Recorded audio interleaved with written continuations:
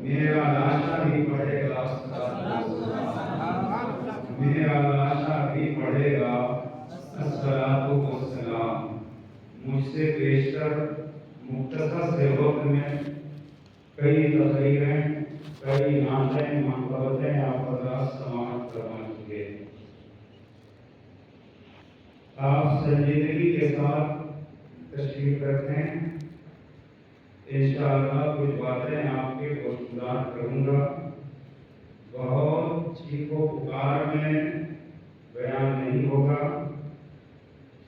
اس لیے کہ آج حال یہ ہے کہ خاص کر گاؤں کے لوگ اگر کوئی ان پڑھ بھی جبہ پہن کر امامہ باندھ کر لال پیلے نیلے رنگ برنگے کپڑے پہن کر آ جاتا ہے تو ہم سمجھتے ہیں بہت بڑا عالم ہے.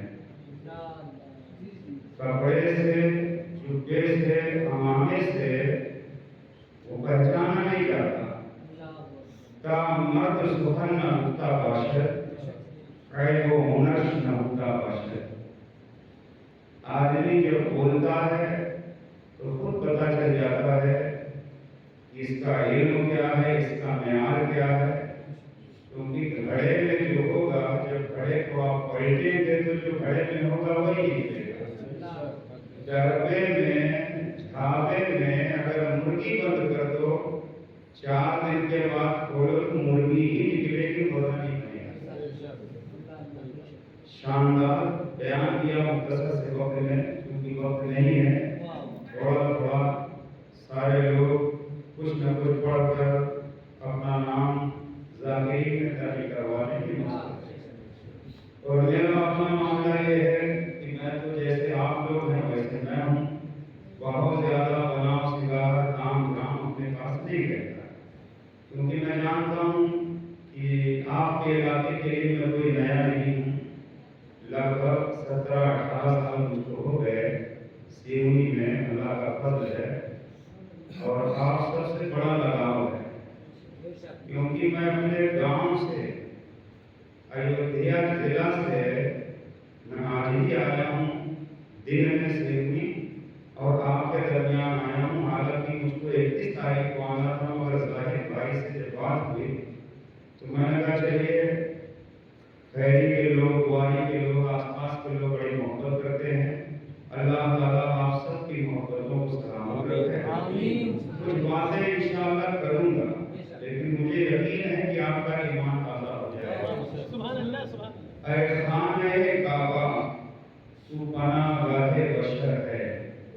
اے خانہ کعبہ تو پناہ گاہ بشر ہے. تو عظمت اسلام ہے، اللہ کا گھر. سبحان اللہ. تعمیر تیری کی ہے خلیل اور زبین نے، تو رحمت کونین کا منظور نظر ہے. اے حسن تخیل تیری پرواز کے صدقے بیٹھا ہوں یہاں گنبد خضرا پہ نظر ہے.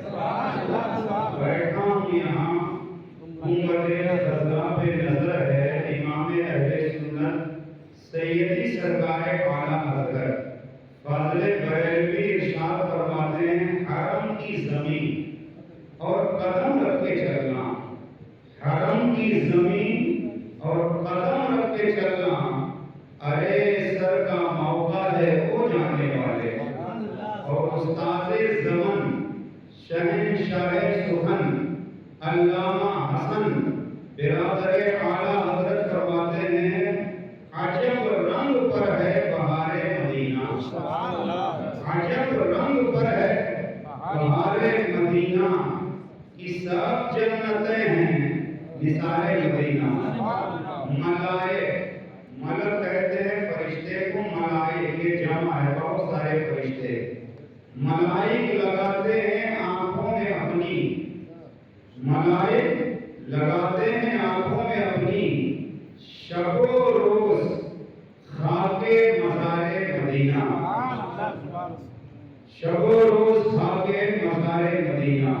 جو آیت کا حصہ میں نے تلاوت کیا قرآن پاک کا 12 نمبر 2 سورۃ البقرہ شریف کی آیت ہے، ان الصفا والمروہ من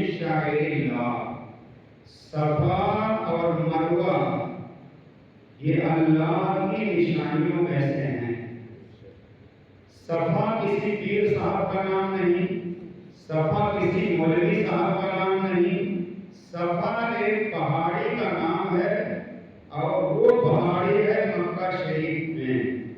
مروہ ایک پہاڑی کا نام ہے، اور وہ پہاڑی ہے مکہ شریف میں۔ آپ بچپن سے سنتے چلے آئے مکہ شریف میں صفا اور مروہ، یہ دونوں پہاڑیاں جو حج کے لیے جاتے ہیں یا عمرہ کے لیے جاتے ہیں تو صفا اور مروہ کے درمیان چکر لگاتے ہیں، صفا سے مروہ، مروہ سے صفا۔ میں بتانا یہ چاہتا ہوں کہ صفا کو صفا کیوں کہا جاتا ہے؟ صفا پہاڑی کو اس کا نام کچھ اور کیوں نہیں؟ یہ پہاڑی اس کا نام صفا کیوں پڑا؟ دوسری پہاڑی اس کا نام مروہ کیوں پڑا؟ صفا اس پہاڑی کو کیوں کہا جاتا، دوسری پہاڑی کو مروہ کیوں کہا جاتا؟ تو تفسیر روح البیان کے اندر علامہ اسماعیل حقی رحمۃ اللہ علیہ فرماتے ہیں کہ صفا پہاڑی کو صفا اس لیے کہا جاتا ہے کہ اس پہاڑی پر حضرت آدم علیہ السلام بیٹھے تھے، اور آپ کا لقب ہے صفی اللہ، آپ کا لقب ہے صفی اللہ، اسی مناسبت سے اس پہاڑی کو صفا کہا جاتا ہے۔ اور مروہ پہاڑی پر حضرت حوا رضی اللہ تعالی عنہ آپ بیٹھی تھیں، اور امرات آدم کی وجہ سے اسے مروہ کہا جاتا ہے۔ صفا کو صفا اس لیے کہا جاتا ہے کہ حضرت آدم بیٹھے تھے، مروہ پہاڑی کو مروہ اس لیے کہا جاتا ہے کہ حضرت حوا بیٹھی تھی۔ حضرت آدم ہے نبی، حضرت حوا ہے ولیہ، حضرت حوا ہے ولیہ، مرد ہے تو ولی، عورت ہے تو ولیہ۔ آدم نبی ہیں، حضرت حوا ولیہ ہیں۔ اب پوری توجہ، آدم صفا پر بیٹھے تو صفی اللہ آپ کا لقب ہے، اسے صفا کہا جاتا۔ مروہ پہاڑی پر حضرت حوا بیٹھی تو اسے مروہ کہا جاتا۔ اور اللہ کیا فرماتا ہے؟ صفا اور مروہ یہ دونوں پہاڑیاں اللہ کی نشانیوں میں سے ہیں۔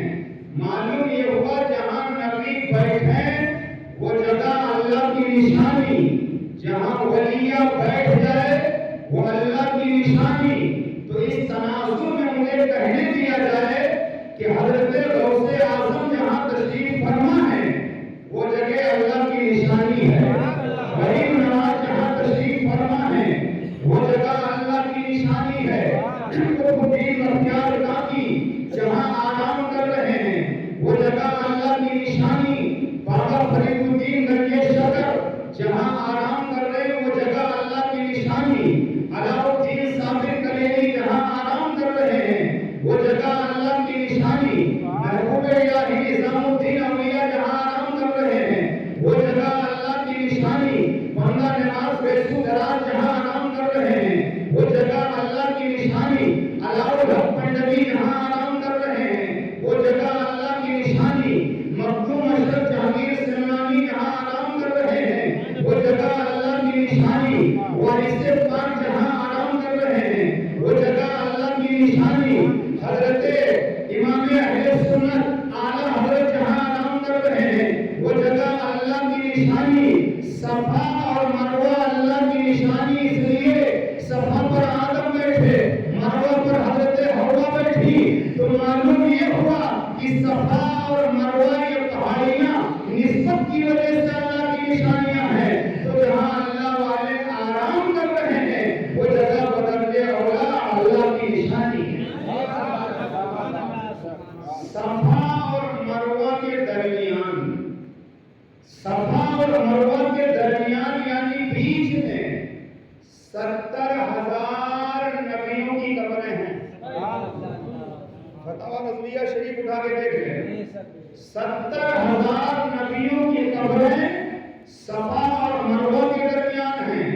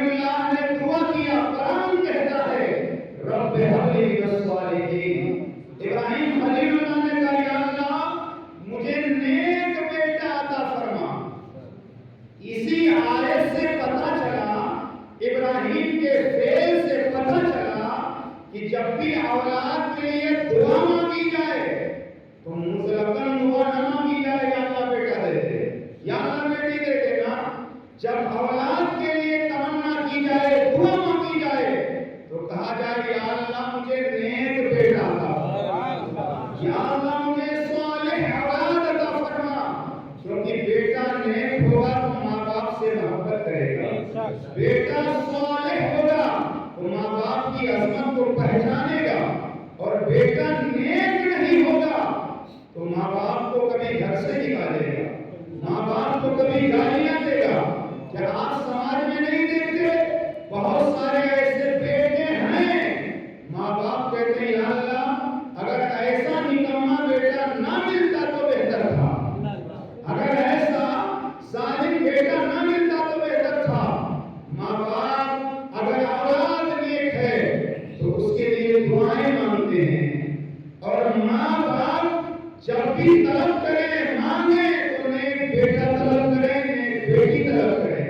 ابراہیم علیہ السلام نے دعا کیا، آپ دعا کریں، ہم کریں، یہ کریں، قبول ہو یا نہ ہو رب کی مرضی، مگر اللہ کا محبوب بندہ دعا کرے، اللہ کا ولی دعا کرے، اللہ کا نبی دعا کرے تو اللہ اپنے محبوبوں کی دعاؤں کو رد نہیں کرتا۔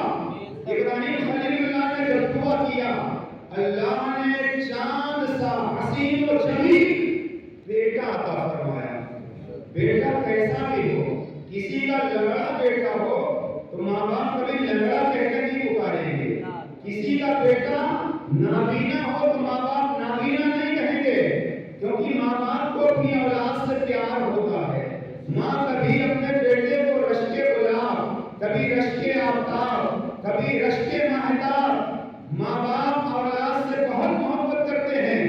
بیٹا کیسا بھی ہو ماں باپ کی نظر میں پیارا ہوتا ہے، مگر اس بیٹے کے حسن و جمال کا عالم کیا رہا ہوگا جس بیٹے کی پیشانی میں مصطفیٰ کا نام ہوگا، جس بیٹے کی پیشانی میں نبی کا نور تھا۔ حضرت ابراہیم علیہ السلام نے اپنے بیٹے کا نام رکھا اسماعیل۔ حضرت اسماعیل علیہ السلام ابھی شیر خوار تھے، شیر کہتے ہیں دودھ کو، شیر خوار دودھ پیتا ہوا بچہ، ابھی بچپنا تھا، شیر خوار بچے تھے اسماعیل علیہ السلام، مگر جس کے یہاں دو بیویاں ہوں عورت سب کچھ برداشت کر لیتی ہے، لیکن سوگن جو ہوتی ہے وہ دوسری بیوی کو برداشت نہیں کرتی۔ حضرت سارہ کے یہاں کوئی اولاد نہیں تھی، حضرت حاجرہ کے یہاں جب بیٹا پیدا ہوا تو باپ یعنی ابراہیم علیہ السلام بیٹے سے بہت پیار کرنے لگے۔ حضرت سارہ نے جب یہ دیکھا تو حضرت سارہ نے قسم اٹھا لیا کہ میں حاجرہ کے 3 عضو یعنی 3 حصے کاٹوں گی، یہ انہوں نے قسم اٹھا لیا۔ حضرت سارہ نے جب قسم اٹھا لیا، ابراہیم خلیل اللہ کو پتہ چلا تو اللہ کی طرف سے حکم ملا کہ اے ابراہیم حضرت سارہ سے کہہ دو کہ حضرت حاجرہ کے 3 عضو کاٹیں تاکہ قسم پوری ہو جائے۔ اور ہوا یہ کہ حضرت حاجرہ کے دونوں کان حضرت سارہ نے چھید دیا، سوراخ کر دیا اور ناک میں سوراخ کیا، 3 عضو کو آپ نے سوراخ کیا تو یہ قسم حضرت سارہ کی پوری ہو گئی، اور اسی کے بعد سے عورتوں کے کان ناک چھیدنا شروع ہو گئے۔ سنے رہے اس سے پہلے، اسی لیے میں انشاءاللہ ایسی باتیں آپ کو بتاؤں گا کہ آپ کے علم میں اضافہ ہوگا۔ اس کے بعد بھی حضرت سارہ نے کہا ابراہیم علیہ السلام سے کہ اپنا بیٹا اور اپنی بیوی گھر سے باہر لے جاؤ، میں یہاں رہنے نہیں دوں گی، میں یہاں رہنے نہیں دوں گی۔ اللہ اکبر۔ حضرت ابراہیم علیہ السلام اپنے شہزادے اسماعیل کو اپنی بیوی حضرت حاجرہ کو لیا، گھر سے نکل گئے، اس مقام پر پہنچے جہاں کوئی آبادی نہیں، کوئی پیڑ نہیں، کوئی پودا نہیں، کوئی ہریالی نہیں، چٹیل میدان، چھوٹی چھوٹی پہاڑیاں ارد گرد نظر آ رہی ہیں۔ ابراہیم علیہ السلام نے اپنے بیٹے اسماعیل کو ان کی والدہ حضرت حاجرہ کو وہیں بٹھا دیا، ایک پہاڑی کے قریب بٹھا دیا اور واپس جانے لگے۔ ہماری ماں بہنیں اگر آواز پہنچ رہی ہو تو وہ بھی سنیں۔ حضرت ابراہیم علیہ السلام واپس جانے لگے تو حضرت حاجرہ نے کہا آپ کس کے سہارے چھوڑ کر جا رہے ہیں؟ آپ کس کے سہارے چھوڑ کر جا رہے ہیں؟ مشرق میں تھوڑا سا پانی چند کھجوریں ابراہیم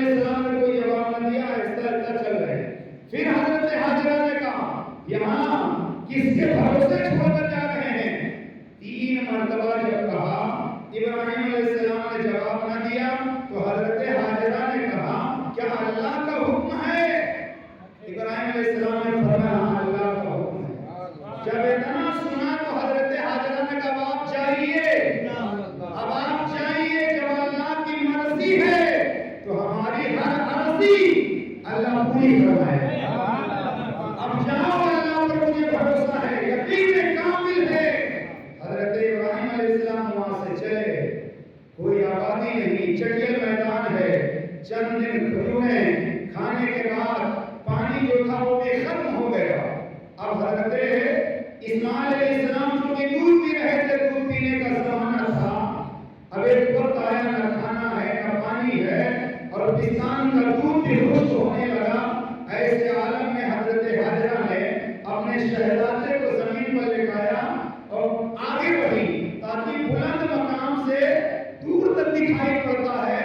ایک پہاڑی پر گئی اور وہ پہاڑی وہی صفا پہاڑی، جا کر کے دور تک دیکھا، پانی نظر نہ آیا، بچے کا خیال آیا کہیں کوئی جانور یا کوئی چیز بچے کو تکلیف نہ پہنچائے، دوڑ کے آئی، بچے کو دیکھا، بچہ اپنی جگہ پہ آرام کر رہا ہے۔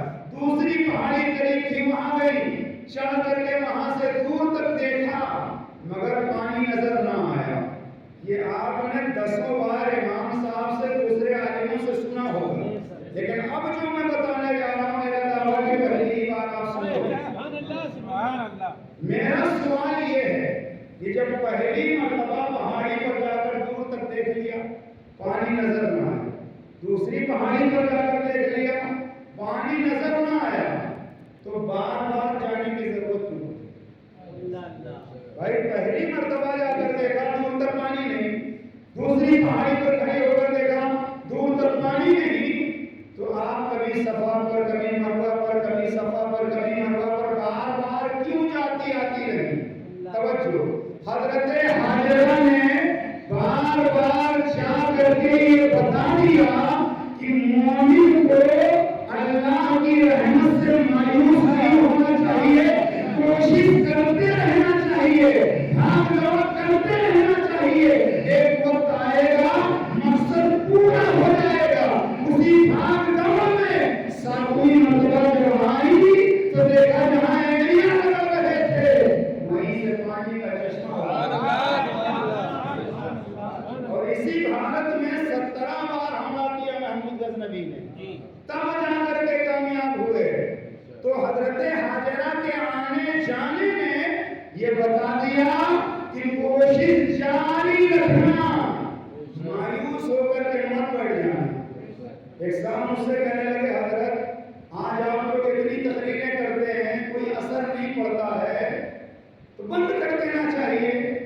میں نے کہا حضرت نوح علیہ السلام اللہ کے نبی 950 سال تک انہوں نے تبلیغ کیا، 950 سال تک تبلیغ کیا، 950 سال کی محنت میں 80 لوگوں نے ان کا کلمہ وہ نبی تھے، نبی 950 سال میں، لیکن وہ مایوس نہ ہوئے، اپنا کام انہوں نے جاری رکھا۔ اس کا مطلب یہ تھوڑی ہے کہ مسجد میں اگر کوئی نمازی ہو تو اذان ہی نہ پڑھی جائے، اس کا مطلب یہ نہیں اذان ہوگی نماز ہوگی، زیادہ لوگ رہیں گے جماعت سے ہوگی، اکیلے رہیں گے تو اکیلے نماز پڑھیں گے، مایوس نہیں ہونا ہے۔ اب 7ویں چکر میں جہاں پانی جاری تو حضرت حاجرہ نے گرد و غبار اٹھایا اور چاروں طرف سے مینڈ باندھنا شروع کیا، کیوں؟ تاکہ پانی پھیلنے نہ پائے، بہنے نہ پائے۔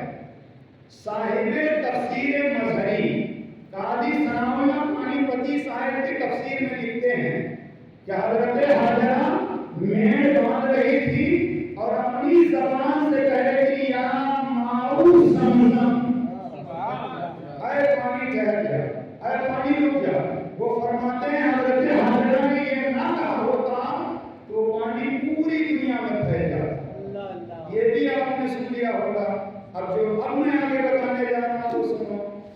مکہ مدینہ سعودیہ کا نام سعودیہ نہیں تھا، اس کو حجاز مقدس کہا جاتا، کیا حجاز مقدس سب سے پہلے جب وہابیوں کو تسلط حاصل ہوا تو انہوں نے نام حجاز مقدس بدل کر سعودیہ عربیہ رکھا.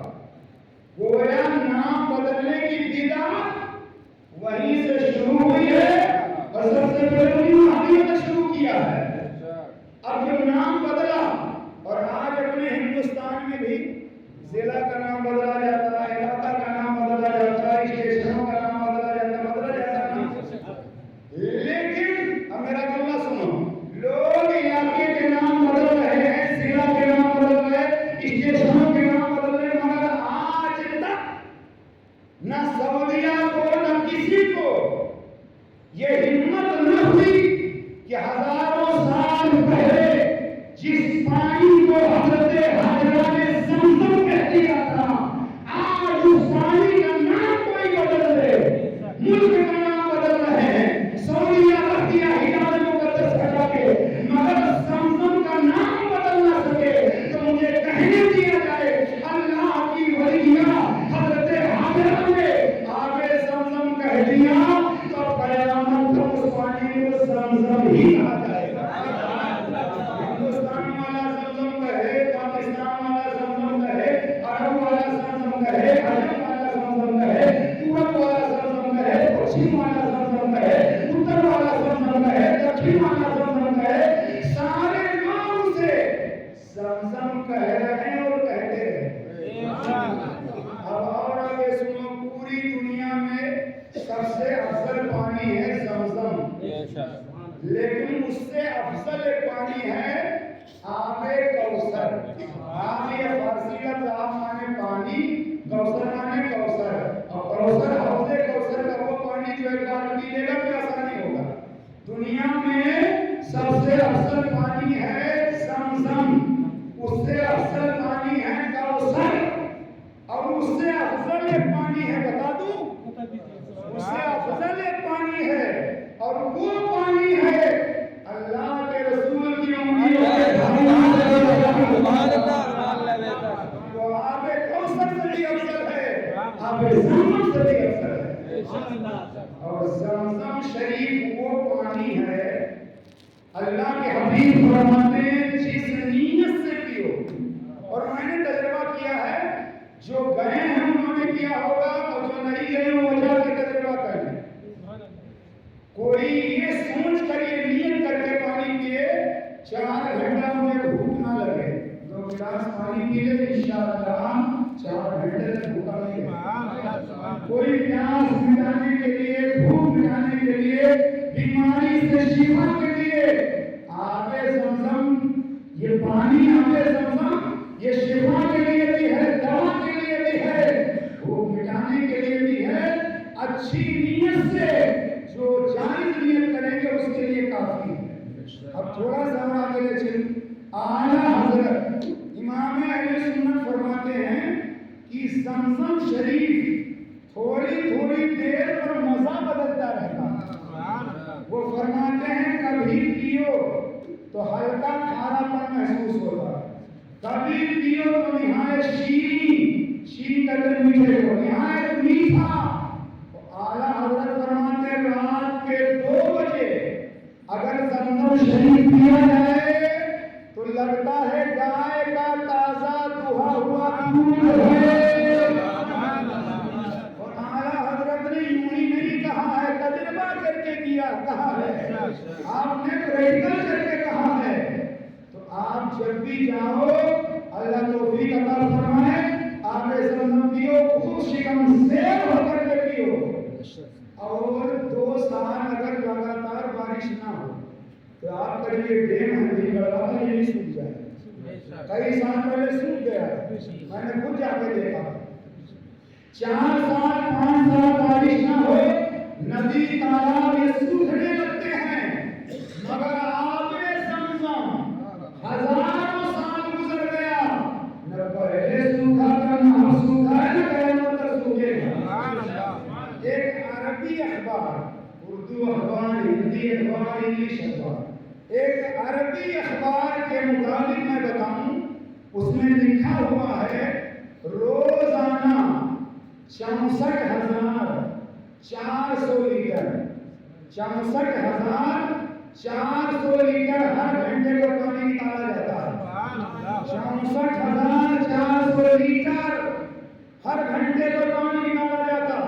حرم شریف سے 4.5 کلومیٹر کے لگ بھگ ایک کارخانہ ہے، ایک فیکٹری ہے، جہاں ذخیرے کے طور پر روزانہ 2 لاکھ گیلن آب زمزم کا اکٹھا کیا جاتا ہے. اور پوری دنیا سے آئے ہوئے لوگ پیتے بھی ہیں، لے کر جاتے بھی ہیں. آب زمزم ویسے کا ویسا ہی نظر آتا ہے. آپ پانی بھر کر دوسرا رکھیں، کائی لگ جائے گی، اس میں جراثیم پیدا ہو جائیں گے. مگر زمزم شریف میں کئی سال آپ رکھو، نہ کائی لگے گی نہ اس میں جراثیم پیدا ہوگا.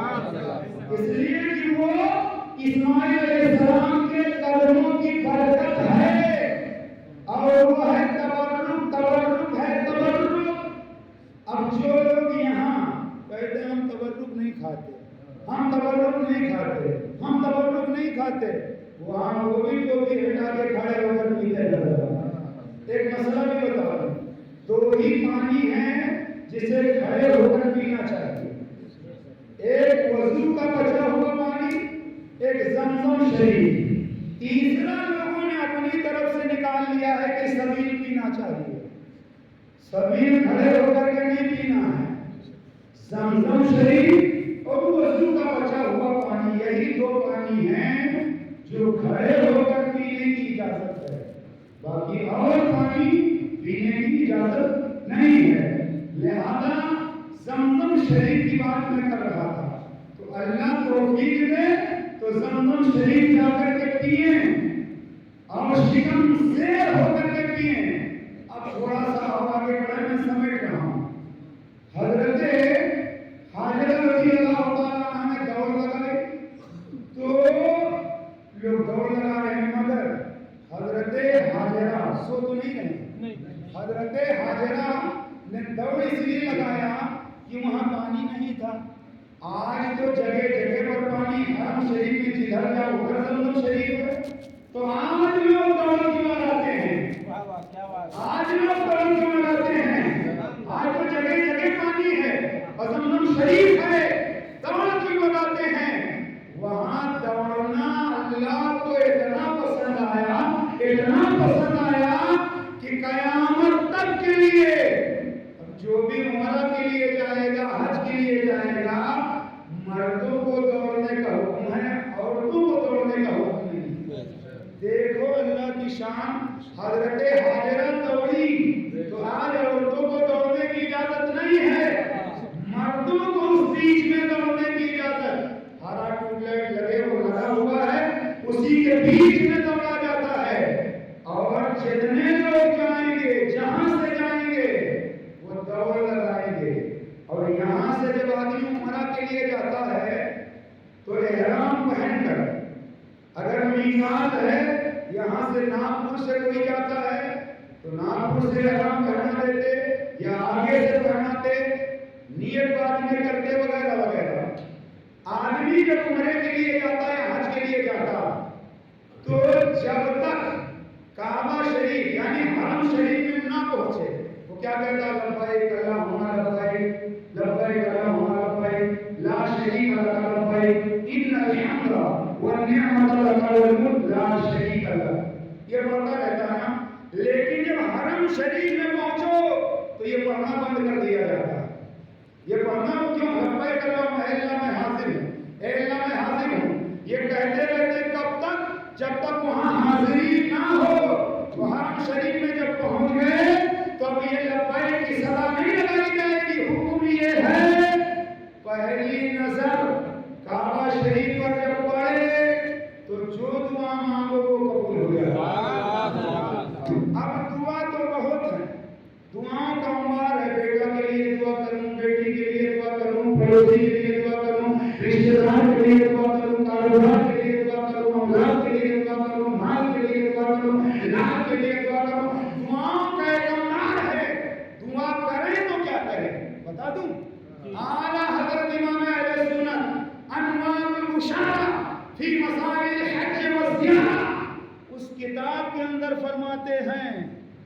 اس کتاب کے اندر فرماتے ہیں کہ جب کعبے پہ پہلی نظر پڑے تو یہ دعا مانگو یا اللہ اس کے بعد مجھے اس قابل بنا دے کہ جو مانگوں وہ قبول ہو جائے،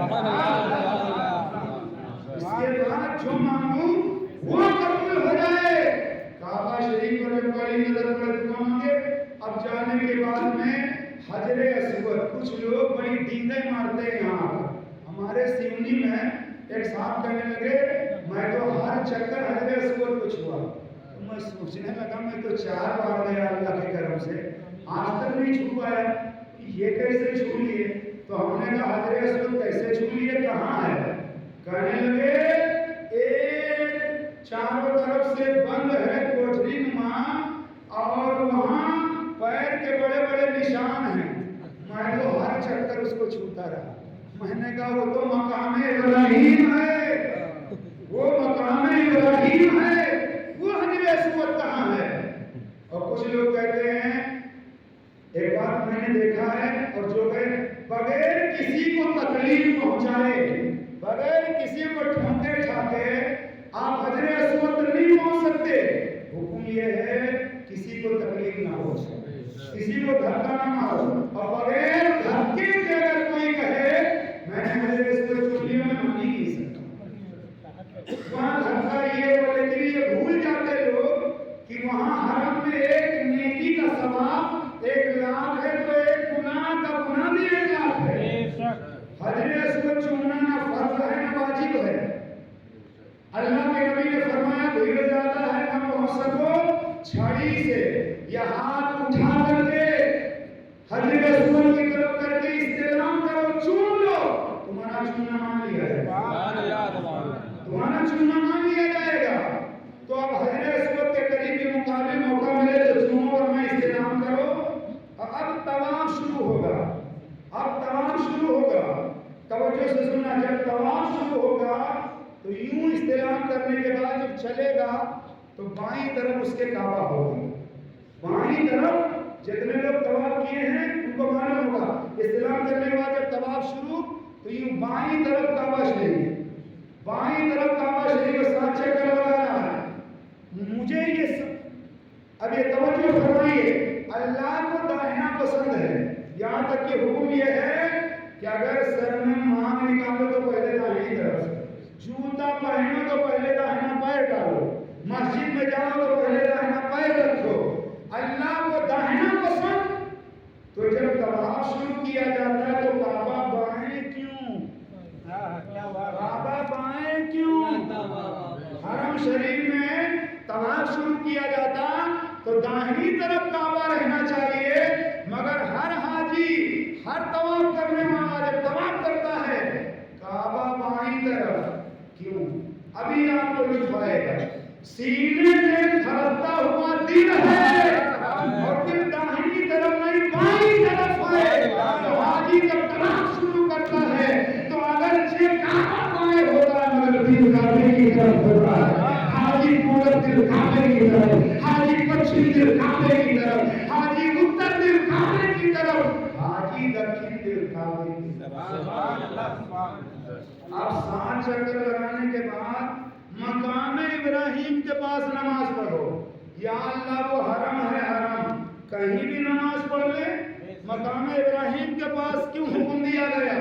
اور قرآن میں اللہ فرماتا ہے وَاتَّخِذُوا مِن مَقَامِ إِبْرَاهِيمَ مُصَلًّى، ابراہیم علیہ السلام کے کھڑے ہونے کی جگہ کو جائے نماز بناؤ۔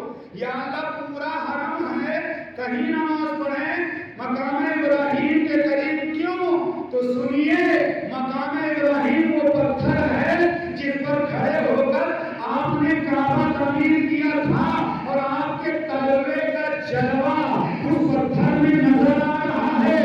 گویا ابراہیم علیہ السلام جس پتھر پر کھڑے ہو کر آپ نے کعبہ تعمیر کیا تھا، اللہ حکم دے رہا ہے وہاں نماز پڑھو، کیونکہ وہاں اس پتھر کے نشان آج بھی موجود ہیں، وہاں آج بھی وہ پتھر پر نشان قدم کے موجود ہیں۔ ایک بات میں آج پہلی بار بتانے جا رہا ہوں، پہلی بار، اس سے پہلے میں نے نہیں بتایا، اور یہ میرے ذہن میں سوال پیدا ہوا کہ حجر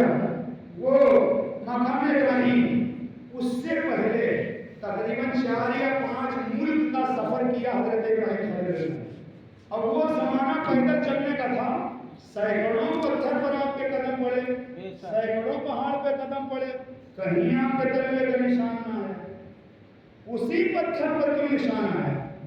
आप जब बना रहे थे काबा तो इब्राहिम अलैहिस्सलाम जैसे जैसे दीवार ऊंची होती थी तो वो पत्थर भी ऊंचा होता जाता था।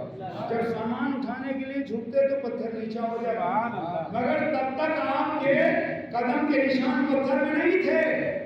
जब मुकम्मल हो गया काबा शरीफ तो अल्लाह ने कहा मांगो क्या मांगना चाहते, तो उन्होंने कहा रब्बना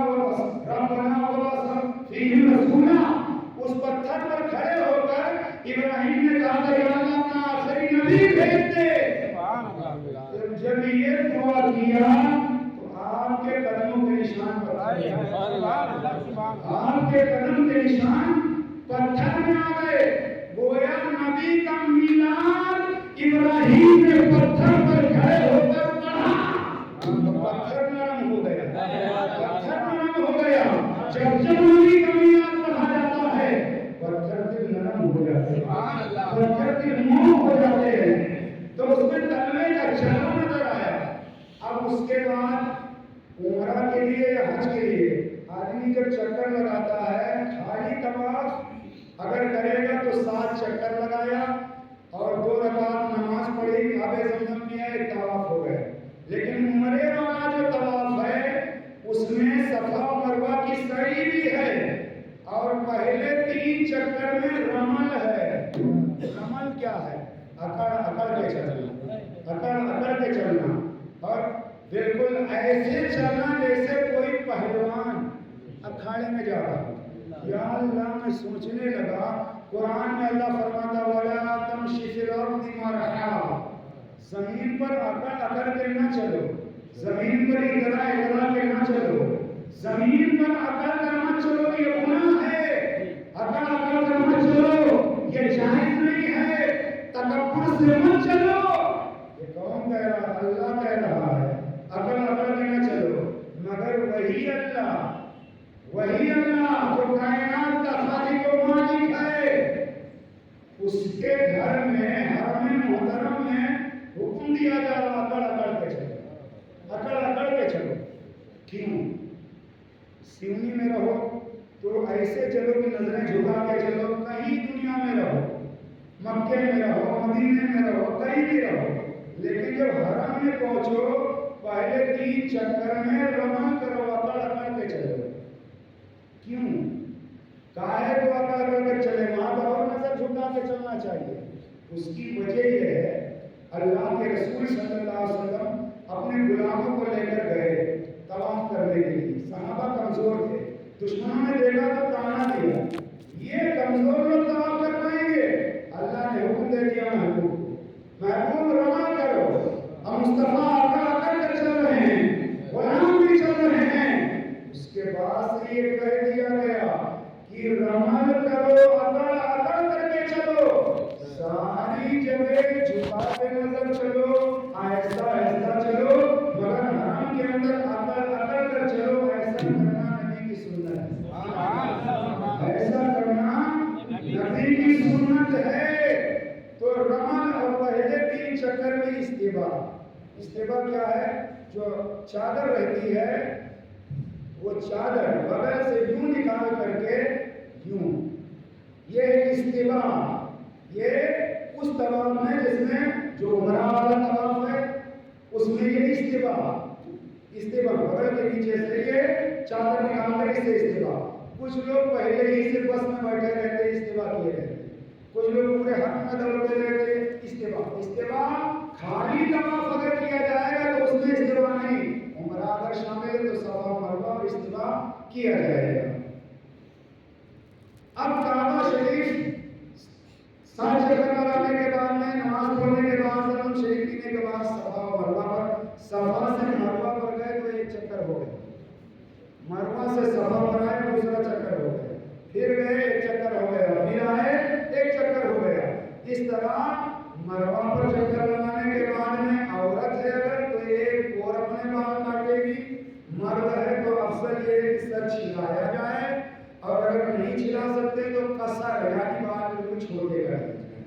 کچھ لوگوں کو ہم نے دیکھا کینچی سے 2-3 بال کاٹ دیتے, ہندی رکھائے رہتے اور کہہ رہے ہیں کہ ہم نے عمرہ کر لیا. قصر کا مطلب بال چھوٹے کرانا. تو عمرہ چونکہ باتیں بہت ہے اور میں کئی بار بتایا کہ میں رٹ وٹ کے نہیں آتا. اگر آپ رات بھر سنتے رہو گے تو رات بھر الحمدللہ سنا کرنا سمجھ گئے. اور میں جان رہا ہوں یہ وہ باتیں میں بتا رہا ہوں جو بڑے بڑے جلسوں میں لوگ نہیں بتاتے. 40,000 لوگ گنیں گے استنجا خانہ میں جا کر کے, کہیں کم تو نہیں ہے. اور کام ہوا تو میرے کام پر رہا ہے بتانا 40 بات 30 کیوں 35 کیوں. تو وہ اپنا معاملہ نہیں پورا ضلع الحمدللہ جاتا اور میں بھی دور تک اللہ کی طرف سے بہار راجستھان جھارکھنڈ وغیرہ وغیرہ. تو میرے بتانے کا مطلب یہ ہے کہ میں کوشش کرتا ہوں وہ باتیں بتاؤں جو آپ نہ پڑھے ہوں یا کم سنے ہوں. اگر سنے ہوں تو یاد تازہ ہو جائے. تو عمرہ جو ہے یہ سنت, حج کیا ہے فرض. مالدار پر پوری زندگی میں ایک مرتبہ فرض ہے, بار بار کیا اس کی قسمت ہے کہ نفل میں شمار کیا جائے. اور عمرہ یہ سنت ہے. اب لوگ کام چلا رہے ہیں عمرے سے. آج سے 25-30 سال پہلے گاؤں دیہات میں لوگ عمرہ کا نام ہی نہیں جانتے تھے الا ماشاءاللہ. کچھ لوگ جو پڑھے لکھے رہے, ہر آدمی حج جانتا تھا. وہی اسی کی وجہ یہ ہے کہ گاؤں ہو یا شہر ایک مرتبہ عمرہ کر کے چلے گا حاجی صاحب. حج کرنے والے کو حاجی کہا جاتا. حاجی کی جمع ہے حجاج, اور حاجی کو الحاج بھی کہا جاتا. حجاج کا مطلب بہت سارے حاجی, حاجی کا مطلب ہے اور الحاج کا مطلب ہے. تو حاجی کو تو جانتے ہیں کہ حاجی کہا جاتا. عمرہ کرنے والے کو حاجی بھی کہتے. پھر کیا کہتے, اسے معتمر کہا جاتا ہے. جو عمرہ ادا کرتا اسے معتمر کہا جاتا ہے. ہر آدمی کو عمرہ کرنے والے کو حاجی نہیں. اب کام اس لیے لوگ چلاتے ہیں کہ یہ عمرہ جو ہے غریب مسلمان ہے, تڑپ ہے, بے چینی بے قراری ہے, حج اس پہ فرض نہیں, زیادہ مال نہیں, عمرہ میں گیا مقامات دیکھ کر آ گیا, واپس چلا ہے. 50 لاکھ 1 کروڑ 2.5 کروڑ گاؤں میں کسی کا کھیت اگر بکنے لگے تو میں دوسرے سے مت بتانا میں ہی خرید لوں گا, تیسرے سے مت بتانا. کروڑوں کے مالک. اب کام کس سے چلا رہے, عمرے سے. حالانکہ حدیث شریف ہے جس پر حج فرض ہو جائے اگر وہ تاخیر کر رہا ہے, جانے میں ٹال مٹول کر رہا ہے, تو ایمان پر مرنے کی گارنٹی نہیں ہے. وہ یہودی ہو کر مرے, نصرانی ہو کر مرے. لوگ کہتے ہیں ہم عمرہ کرنے اس لیے جا رہے ہیں دیکھائیں تاکہ حج میں آسانی رہے. اور 17-18 سال سے میں لوگوں کو جانتا ہوں, دیکھے ہوئے 12 سال گزر گئے ابھی تک حج پہ نہیں گئے, دیکھے ہوئے 10 سال گزر گئے ابھی تک حج پہ نہیں گئے. جب حج فرض ہو گیا ہے تو تاخیر نہیں کرنا چاہیے, دیر نہیں کرنا چاہیے, فوراً.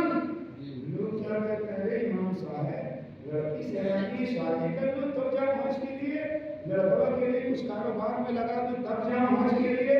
کیا زندہ رہو گے تب تک؟ کوئی گارنٹی نہیں. حج فرض ہو گیا, جاؤ حج کرو. اور حدیث شریف میں ہے کہ حج کرو اللہ غنی کر دے گا, اللہ بنا دے گا.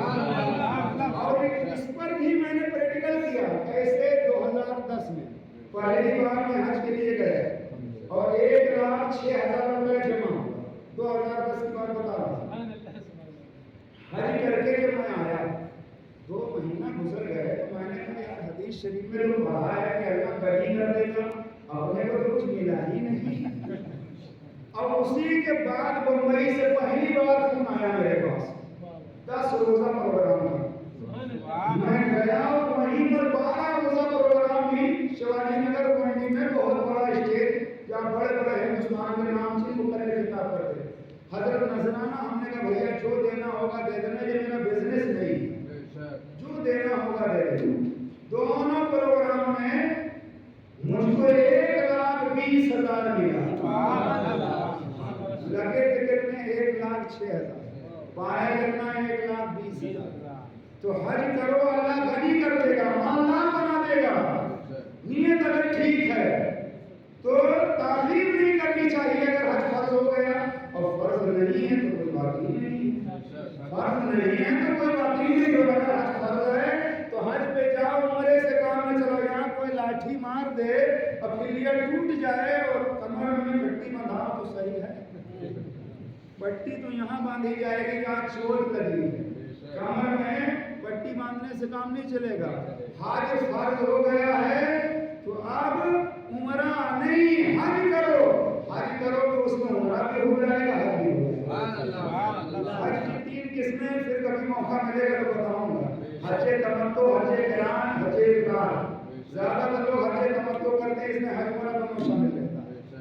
तो हज अगर फर्ज हो गया है तो जाओ, नहीं फर्ज है तो उम्रे की तैयारी करो। मगर मेरे भाई, मैं बड़े मोहब्बत से आपसे गुजारिश करूंगा कि ज्यादातर लोगों को हमने देखा है, आपने भी देखा होगा, पूरी जिंदगी काबा शरीफ को जब तक हमने नहीं देखा, पूरी जिंदगी कहीं भी दुनिया में मुसलमान है, जब भी नमाज पढ़ेगा तो चेहरा काबे की तरफ, सही है ना?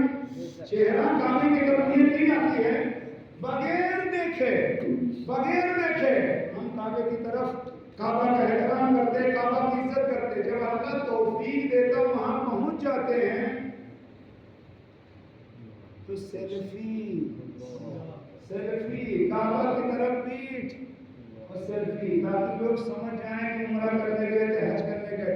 ये गुनाह नहीं है। एक गुनाह का गुनाह 1 लाख, नेकी कम कमाए, गुनाह ज्यादा लेकर के आ गए। वहां जाके सेल्फी, काबे की तरफ पीठ चालू है। इससे बचो। हरम शरीफ में 1 रकात नमाज कोई पढ़ ले 1 लाख रकात का सवाब, 2 रकात पढ़ ले 2 लाख का सवाब। तो अगर ये काबे की तरफ पीठ करना और वहां इबादत कम करना, ये गलत तरीका है, इससे बचो। मदीना शरीफ में जब सरकार सल्लल्लाहु अलैहि वसल्लम को सलाम करने के लिए लोग आते जाते हैं, वहां भी लोग चालू है। और कुरान क्या कहता है? या अय्युहल्लज़ीना आमनू ला तरफ़उ अस्वातकुम फौक़ सौति नबी। नबी की आवाज पर अपनी आवाज ऊंची न करो। नबी वहां आराम कर रहे हैं और जिंदा हैं, अहले सुन्नत का अकीदा है, तो वहां लोग चिल्ला के कोई घर वाले दिखा रहा है, कोई दोस्तों को दिखा रहा है, कोई क्या कर रहा है, कोई क्या कर रहा है। तो आज लोग जा रहे हैं उम्रे के लिए, मगर नेकी कम कर रहे हैं, गुनाह ज्यादा कर रहे हैं। और कुछ लोग तो पूरा टाइम खरीदो फरोख्त में। अरे दुनिया का हर सामान अपने भारत में मिलता है। आबे ज़मज़म वो लाओ, वो यहाँ नहीं मिलता। और वहाँ सारी चीजें आपके हिंदुस्तान में मिलती हैं। ज़मज़म शरीफ नहीं मिलता, उसको लाइए, मगर ज़मज़म कम लाएगा, थम ज्यादा लाएगा। और एक बात अगर इजाजत दो तो और बोल दूं, बात सच्ची है लेकिन कड़वी। वो क्या है? हाजी साहिबान होंगे उम्रा करने वाले, वहाँ सामान ज्यादा खरीद लेते, खजूर नहीं खरीदते, जानमाज नहीं खरीदते, तस्बीह नहीं खरीदते, नागपुर उतरते हैं, बम्बई उतरते हैं, खजूर और चटाई और जानमाज और तस्बीह यहाँ बेचारा इंतजार